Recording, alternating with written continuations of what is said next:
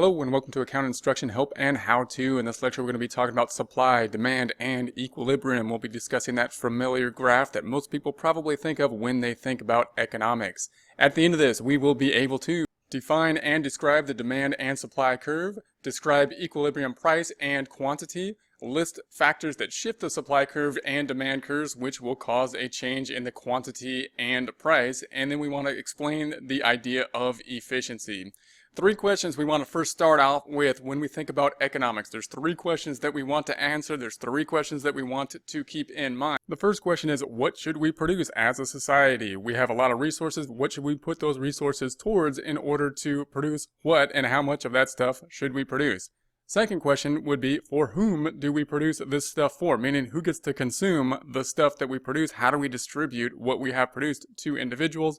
That question usually comes in two forms, and it usually has to do with the idea of what's fair. Most people will say, well, we should distribute in a way that's fair, in quotes. But that term fair is very difficult to define, and many people define it in two ways. One of two ways being, what is fair is who's put the most into production. That should be the person and or individuals that get the most in terms of the distribution, because that's what incentivizes production. That's one interpretation of fair. The other interpretation is that the people that are most in need, the people that need the stuff most, should be distributed what they need, and that would be fair. So those are the kind of the two extremes in terms of who should we produce for, and obviously the answer is probably, like many questions like this, probably somewhere in the middle between those two extremes. What is fair? And then the last question is, who decides? Who decides what we should produce? Who decides who gets to consume what we produce? And this is an interesting question, because if you ask a lot of people, if you talk about a lot of these ideas, we often hear this word they. They don't distribute it well. They don't produce the right things. They produce too much. And the question is, well, who is they? And who do we want they to be, ideally?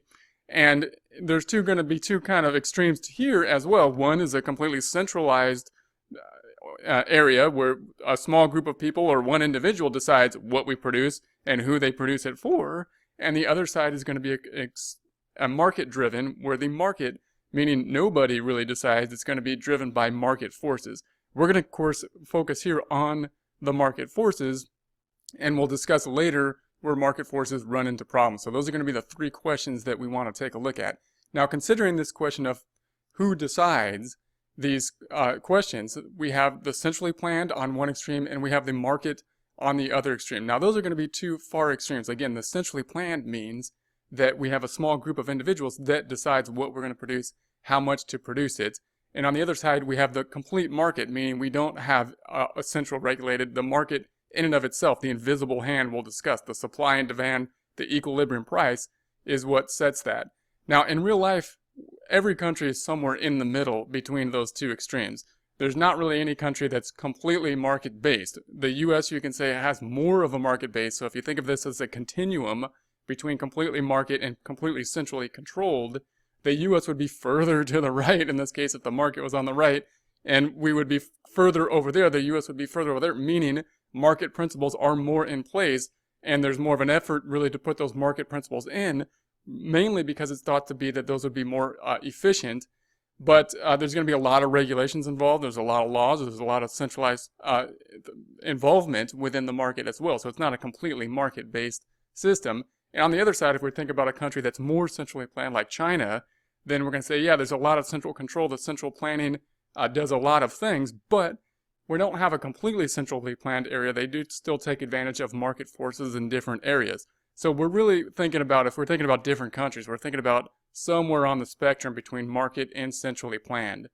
Now, before we get into just supply and demand, I do want to point out the pros and cons of what a market should do as compared to what a centrally planning should do, and take a look briefly at the exceptions, just so we have the idea before we get into the nitty-gritty in terms of supply and demand.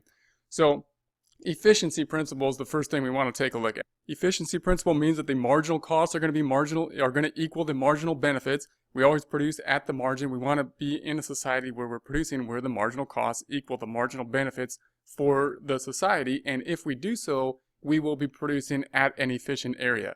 Now, the markets, for the most part, are thought to be more efficient, meaning if everything is in the market, in the costs, then the market will tend to be more efficient oftentimes than a command-based, because the market is taking into consideration all these different factors within the market. Something that someone that was trying to do it all of themselves, you can imagine, if we had the old Soviet Union, we can imagine trying to centrally plan everything. If you're trying to centrally plan how many shoes are going to be made by Nike in the US or something like that, that would be very difficult to do without market forces. The market forces allow someone to basically come up with market prices through market forces and not have to centrally plan everything. So in most cases, the market is actually thought of to be more efficient. Now, there's going to be problems in the market, and the reason I want to point this out first is because when we look at the news and when we think about issues that come up, we're usually thinking about the problems in the market, and the reason they're in the news, the reason we're talking about them, is because they are the areas where markets are having issues, are having problems, and those are the areas where we have to think about regulation or government involvement in some way or another because of these issues, and that's where really the debate is at. But we want to think, most economists think of it basically reverse, because when we think about all that kind of stuff, we start to think that markets are not efficient and we need more central planning overall, meaning central planning would be better overall. And usually it's the reverse of that. Most economists would think, well, the markets are more efficient in most areas, and we then need to focus on those areas where they're not efficient, which of course are most of the areas that are going to be talked about.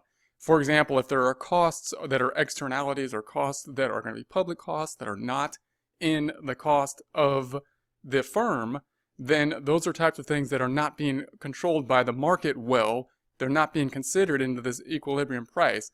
For example, the common thing now is going to be pollution. In terms of now, we've got air pollution. Air pollution being something that's really not, if you think about it, on the company's income statement.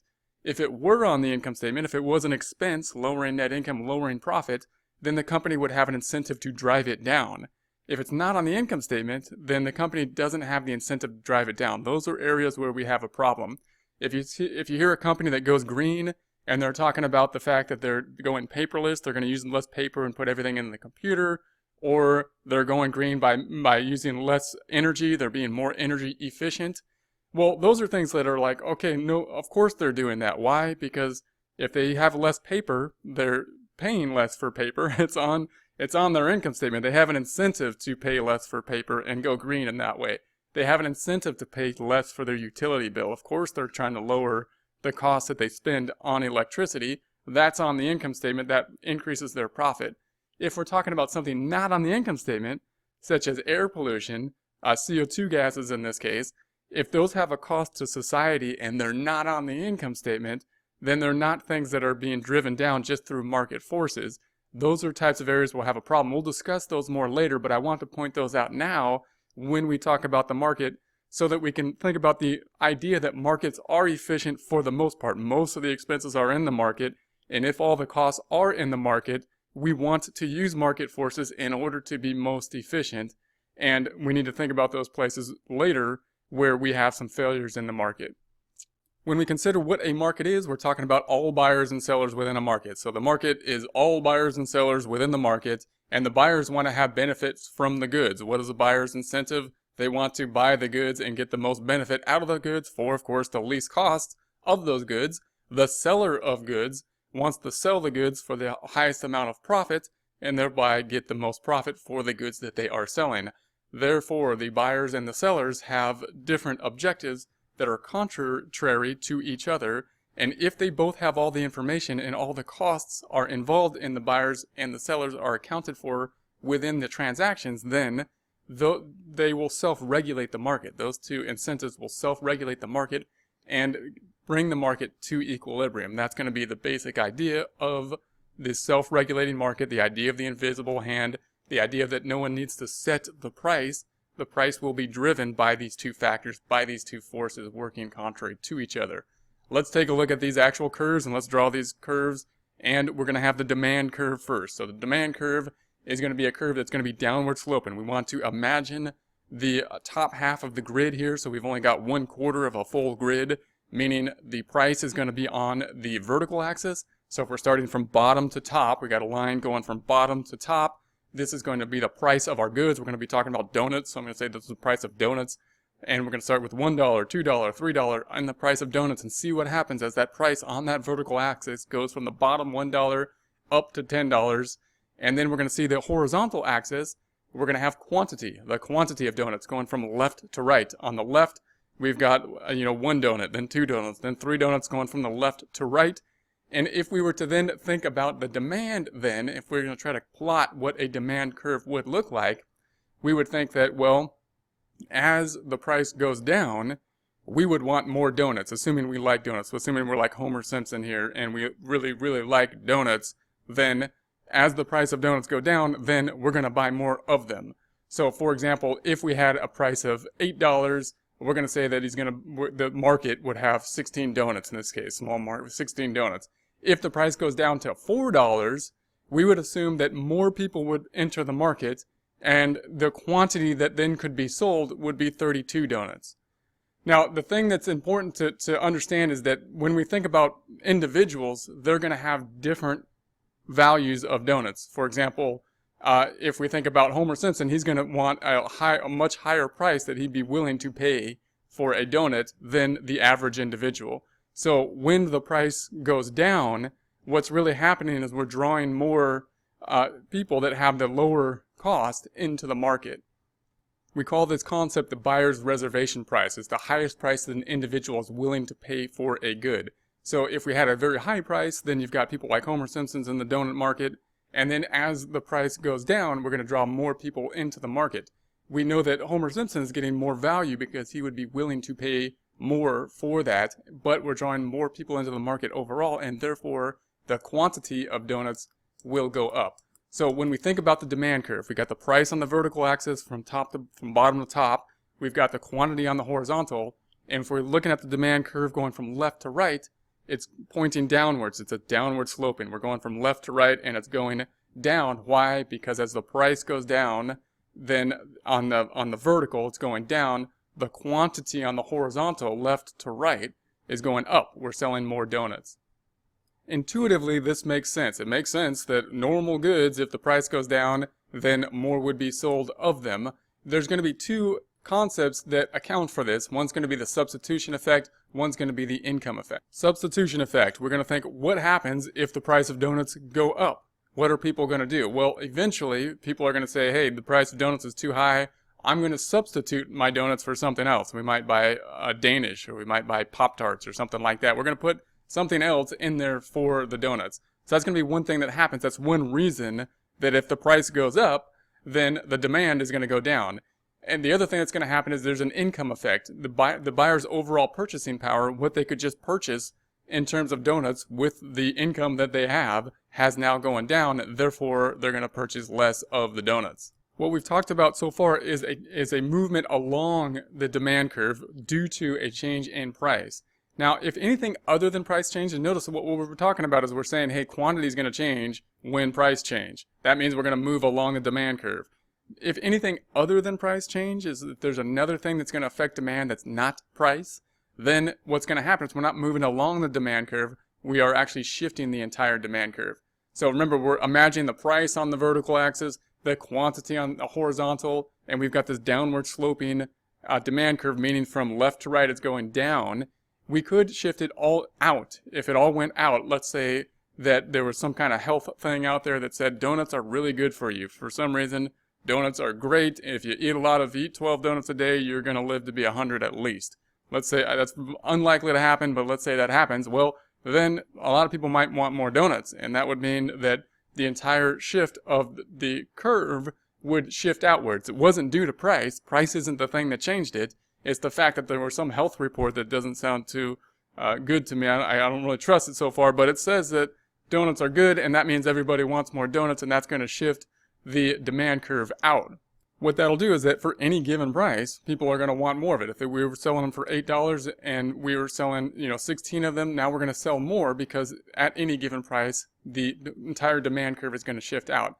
Now, of course, if the opposite happened, if the health report came out and said something that's probably more likely, that donuts are bad for you and they cause a bunch of terrible things to happen, then people may shift the other way and they may move the whole demand curve in, meaning at any given price, people will buy less. So something is changing other than the price. Other things that could change, we could say the population went up. Maybe there's a lot more people in the market because population increased for whatever reason.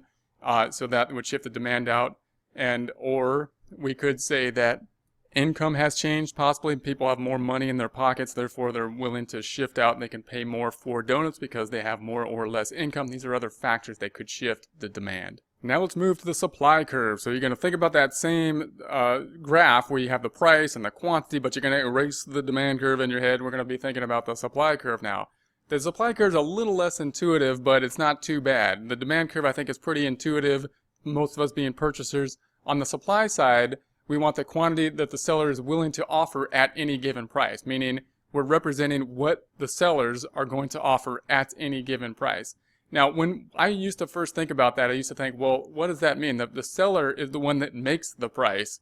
So they're the one that set the price. And what you got to get in your head is the fact that when we're talking about a market, really the market basically sets the price. So if we're talking about an individual seller, say we're selling an individual seller of donuts, and they're entering the donut market. Well, if the donut market is really competitive, then the price is really set by the market. They don't have a lot of option. And if we're thinking about like if we make hamburgers or something, well, there's a lot of hamburger makers out there. If we set a price that's really different than other prices, if it's a really competitive market, then we can't do that. It just won't work. We have to basically put ourselves in the market price. So we have this idea of kind of perfect competition when we're thinking about the sellers being price takers in this case, and then we're talking about the total market in this case being what would be supplied at different prices in the market. So the opportunity cost differs between sellers. So what are sellers going to sell? They're going to sell when what they can get is greater than the opportunity cost for them to produce it. So if we're talking about donuts, we're not just talking about the costs in the income statement, meaning the dough and the sugar and the grease and all that good stuff that goes into donuts. We're not just talking about the cost of that stuff. We're talking about the cost of the stuff that they could have done. They could have done something else with their time. Those are the opportunity costs that we have to put in place when we make these types of decisions. Opportunity costs could differ based on different types of technology for what the donut production. It could differ based on just skill level in terms of the donuts. It could differ based on expectations, what the individual thinks is going to happen in the long run. These are all types of things that could factor into different suppliers and what they interpret to be their opportunity cost when considering entering the donut market. Sellers are going to have a reservation price, and that's going to be the lowest price that the seller would be willing to sell the product for, meaning that's the lowest price they're going to be in the market for selling the product for. Remember, we're looking at our same axes. So we've got the price, so we're going from bottom to top in terms of price. Price goes from 0 upwards in the y-axis, horizontal axis. And then on the x-axis, from left to right, we've got quantity, meaning the donuts from one donut out, 2 donuts, 3 donuts out, the quantity on the x-axis. If we think about the supply curve now, if we're reading it from left to right, it's going up. The supply curve is increasing from left to right. Why? Because as the price goes up, say if we had $4, meaning the market price is $4, meaning we're not setting the price as an individual firm, that's what the market price tends to be at $4, then we're saying that the market would have 16 units in this case. If the market price goes up, let's say to $8, then we're saying that the market quantity that would be produced, the suppliers would then produce 32 units. Why would this happen? Because more people, more firms, more companies would see, more people would see that there's profit to be made there, and therefore they would have more people enter the market. You can see these in things like coffee sales. You can see that, as the coffee went up and people can see that there's profit being made there, more entered the market. More coffee vendors will enter the market. We have more supply out there in terms of that particular product. Now, we have the same idea with demand where we're moving along the supply curve based on changes in price. When market prices changes, then the suppliers are willing to produce more or less in terms of supply. We also know that just like demand is, if we change anything on the supply side other than price, then we could have a shift in supply.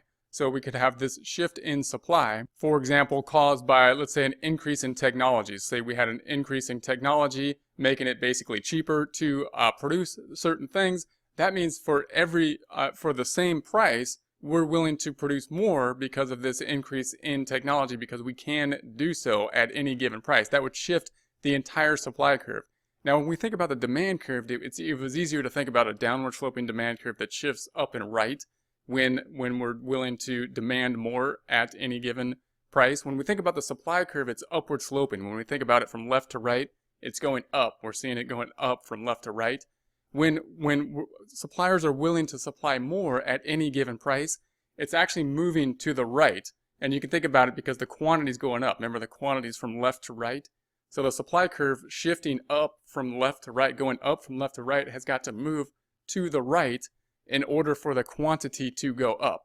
And the reason this is less intuitive is because it's kind of looks like it's below the other supply curve. In terms of price, it looks like it's underneath the other supply curve.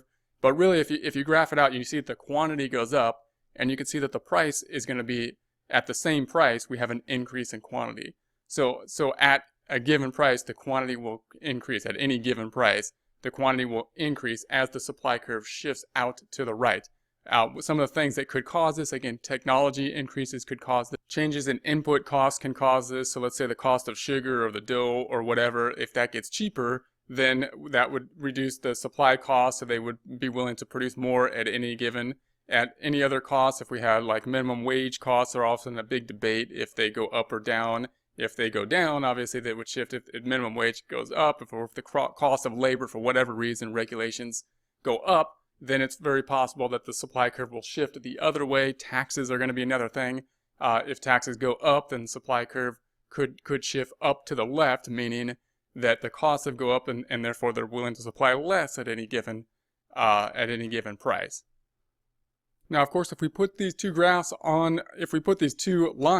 the same chart here, then of course we have that down sloping demand curve. From left to right it's going down. That upward sloping supply curve, from left to right it's going up. We have that familiar looking X there, and we can see that where they intersect, that of course will be the equilibrium price. Those market forces driving towards that equilibrium price being where the production will ultimately be and where the quantity will also ultimately be. So that will drive the price, and the quantity will ultimately be at equilibrium in a perfect market. It's important to note that this concept represents kind of like a balance sheet where something sits at any given time. It doesn't mean that things aren't going to change. This is a conceptual picture of this is where we are. This is a snapshot of where we are at a particular point in time. Of course, things will then change, and when things change, then the supply and demand curves will change, and we'll have different equilibrium prices. It'll be a fluid thing as time passes. But any particular picture is, of course, at that given point in time conceptually. What if, for example, we think of a particular situation where the price happens to be above the equilibrium price for whatever reason? Maybe there's been a change, maybe it's a short run change that's happening, and the price is above what the equilibrium price in the market. We can imagine our X, downward sloping demand, upward sloping supply, and we're drawing a line on the graph now that is above that point where the X meets, we're at above the equilibrium price. Let's say we're charging a price of $8, and if we move that over and we say, okay, where does that run into the demand curve? It runs into the demand curve at 16 units. So we're having 16 donuts, in this case, at $8. But if we continue, that's not at the equilibrium. If we continue to the supply side of the supply graph, we see that there's 32 that are willing to be produced. So the suppliers in this case, because we have a price above equilibrium, are willing to produce more at that higher price, but the demand is not there at that higher price. So what's going to happen, of course, there's going to be downward pressure. There's going to be downward pressure to move this down towards equilibrium. What do we call that difference in terms of quantity? We're going to call that a surplus. Why does that happen? Because obviously the suppliers are going to make more than what is going to be demanded, which is going to drive down price. What happens if we imagine the opposite in our hypothetical here? For in the short run, we're saying, okay, for whatever reason, the price now is below whatever the market price is. Maybe it's a short run change that happened here. Let's say that we're saying the price is $4 and it's below equilibrium. So you can imagine the X, and we're drawing a price on the vertical axis that's below the X. If we graph that out and we see where is it going to intersect with the supply curve, we're going to say that the suppliers are willing to produce 16 units, 16 donuts in this case, for $4. But if that's not at equilibrium, if we take that over to the demand curve, what are people going to demand at that $4? They're demanding 32 units. So in this case, what we're having is a shortage. We have a shortage happening, meaning suppliers aren't willing to produce what is demanded at this price because it's below equilibrium. What's going to happen? There's going to be market pressure to move up and the price to go up towards that equilibrium. Rather than thinking of the short-term changes where we have a price that's below equilibrium or a price that's above equilibrium, this could also happen in terms of laws. We could have regulations that put in place, for example, having a price below the equilibrium. We call that a price ceiling. We could have a regulation that says, hey, we have a price that says that you cannot charge for whatever good or service that you have more than this price. And if that price is set below the equilibrium price, then that could have some effects on the economy. The major example of this would be rent control being an example of a price ceiling, meaning the equilibrium price is higher, but it's been capped. There's a ceiling. You can't go above the ceiling, even though the market wants to go above the ceiling. So, of course, when we think about prices of rent control, there's good intentions in terms of rent control, but there's going to be results that need to be considered when we're thinking about a market for rents. If we imagine our demand and supply curve, the demand once again downward sloping in terms of left to right and our supply upward sloping in terms of left to right, they're intersecting, and we draw a line below that intersection, meaning the price is below the market price, then what's going to happen? Well, in the long run, we know that the supply in terms of renting apartments is going to go down because now the suppliers are going to want to supply less at that lower price.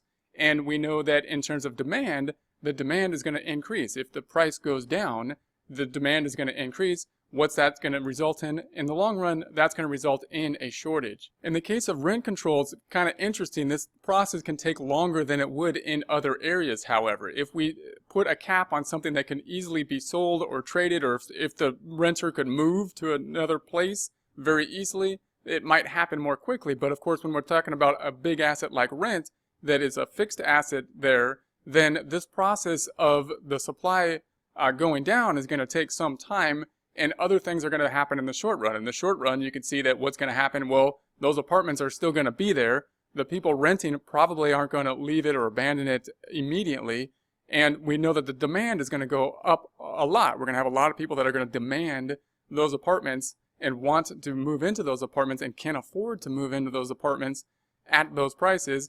And the apartments are the same. There's still enough space that was there before. Now, the only fair way, most people would say, well, how do you determine who gets to move in? Most people would say, well, the fair way is to set the equilibrium price, and whoever could pay the price would then be the people that move in. If we take that option away, the question is, how is someone supposed to decide who gets to move into the apartment or not? What is the criteria on which a landlord would make the decision in terms of who's going to move into the building if it wasn't based on who pays the highest price? So you can think of different type of factors that might come into play. They might rent it to their family member who clearly couldn't pay the price before, but that now they can afford the lower price, which they're forced to sell it for anyways. So they may have a practice of basically selling more to their family member, or there could be a practice of basically saying that they want to rent to someone who's going to do all the maintenance of themselves and have some agreements on those terms. Who's going to take care of the place the best? Which individuals will be best for, the neighborhood? Those are the type of things that could end up happening if decisions are going to be made by something other than the market. They have to be made on something, and they're going to end up being made on something rather than the market. And then, of course, in the long run, the incentives for the landlords are not to keep up the building in the long run because it's not cost effective to do so, and in the long run the buildings could actually deteriorate to the point possibly where they're not even functionable, where landlords might even leave or abandon the building in that case. And that, of course, will be where we have a result of the actual number of buildings being rents out there going down, the supply decreasing. So those are the kind of examples of some really good intentions, of course, to set prices that people can afford, but some negative results that have really happened, and why it really needs to be considered in terms of what is actually going to happen. How are people going to behave if we put in some of these policies? We got to think through those. So let's go through some of these shifts, and you probably want to just graph these out for yourself and just see what happens. Where's going to be the new equilibrium price? If we think about the equilibrium price being a downward sloping demand, again going from left to right, upward sloping supply, and we have an increase in demand, meaning the demand is shifting out from left to right and up in terms of the graph, in terms of demand, well, what's going to happen, an increase in demand will lead to an increase in both equilibrium price and equilibrium quantity. So if you draw the graph out and you shift the demand out to the right, you'll see where the new intersection is, and you can tell what's going to happen to price and quantity. It's worth doing. You can do the same thing for the reverse, of course. If we're going to shift the demand inwards, meaning at every given price, the quantity is going to be less. So we have our demand is going to shift down to the left. Then a decrease in demand will lead to a decrease in both equilibrium price and equilibrium quantity. Of course, the opposite would be what happens. On the supply side, we're going to say now we're going to keep demand constant. Demand, we got supply and demand. We're going to keep demand still, and we're going to shift now supply. An increase in supply will lead to a decrease in the equilibrium price and an increase in the equilibrium quantity. So again, you can see this if you draw your supply curve and then you're going to shift it. You're going to shift it to the right. Again, it's going to be below, but you can see that the quantity is going to increase because you're shifting to the right. Quantity is going to increase, price is going to decrease if we look at that new equilibrium. And then, of course, if we have a decrease in supply, will lead to an increase in the equilibrium price and a decrease in the equilibrium quantity. Meaning, if supply moves up to the left, and I would think of it to the left. If you're looking at quantity, if your quantity is going down to the left, what's going to happen? That means we're going to lead to an increase in the equilibrium price and a decrease in the equilibrium quantity. A couple more concepts to keep in mind, and we got the buyer surplus. A buyer surplus is a reservation price minus the market price. So when we think about the buyer surplus, we're thinking about how much more someone would have paid. So if we're thinking about Homer Simpson, he would have paid $20 for the donut, and he got it for $10. Well, he got a surplus of $10. If we think about someone else that would be willing to pay less, then they have less of a surplus. If someone was willing to pay $10 and they paid $10, then they have an even. And we're thinking about the whole market, of course. We've got different people willing to pay different amounts.